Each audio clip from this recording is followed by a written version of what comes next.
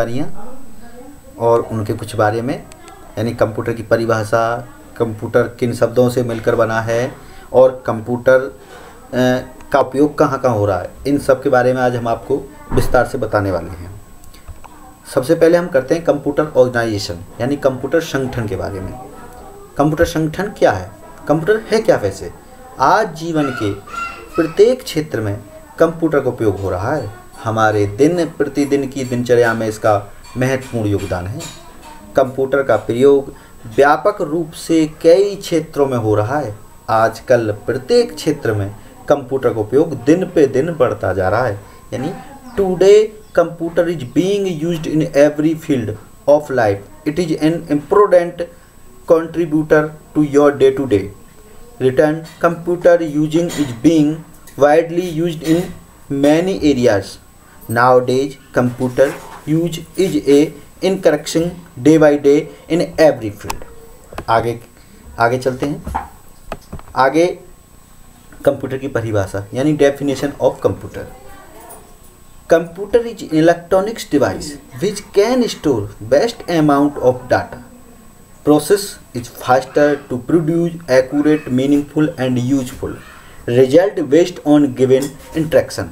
यानी कंप्यूटर एक इलेक्ट्रॉनिक उपकरण है जो दिए गए निर्देशों के आधार पर सटीक एवं अर्थपूर्ण और उपयोगी परिणाम उत्पन्न करने के लिए तेजी से डेटा प्रक्रिया को संग्रहित कर सकता है।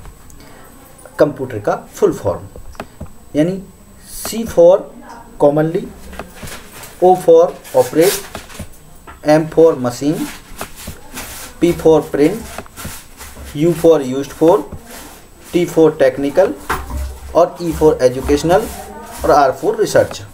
आगे हम बात करते हैं कंप्यूटर के कुछ मुख्य उपयोग। यानी सबसे पहले बात करते हैं हम व्यापार यानी बिजनेस की।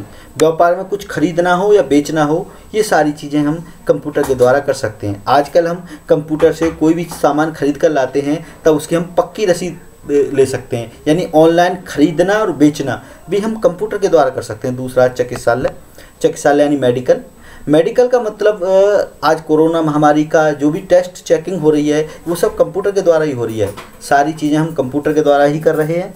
यानी अल्ट्रासाउंड, सिटी स्कैन और आपका ECG, एक्सरे और बहुत सारी चेकअप हम मेडिकल लाइन में कंप्यूटर के द्वारा कर रहे हैं।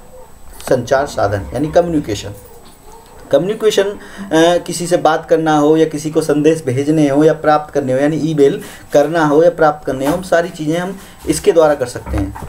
शिक्षा यानी एजुकेशन में भी आज कंप्यूटर अपना महत्वपूर्ण योगदान दे रहा है, जिसकी वजह से आज हम नई नई ऊंचाइयों को छू रहे हैं। विज्ञान यानी साइंस के क्षेत्र में भी कंप्यूटर का उपयोग हो रहा है।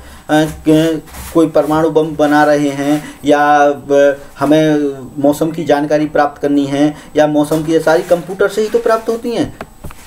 लॉ कानून में भी इसका उपयोग कर रहा है। अब घर बैठे हम अपनी कोर्ट से तारीख प्राप्त कर सकते हैं और घर बैठे ही हम ऑनलाइन अपनी जो उपस्थिति दर्ज करा सकते हैं।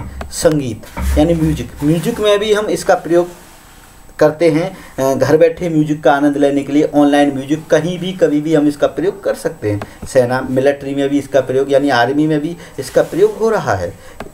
स्कूल आजकल कंप्यूटराइज्ड होते जा रहे हैं धीरे धीरे। आपने देखा होगा लैब में कंप्यूटर आते हो, आप काम करते हो। इस टाइम तो अब महामारी कोरोना की वजह से नहीं आ रही, लेकिन आप पिछली क्लासों में आपने देखा होगा कंप्यूटर की लैब, सारी चीज़ें कंप्यूटर से होती हैं।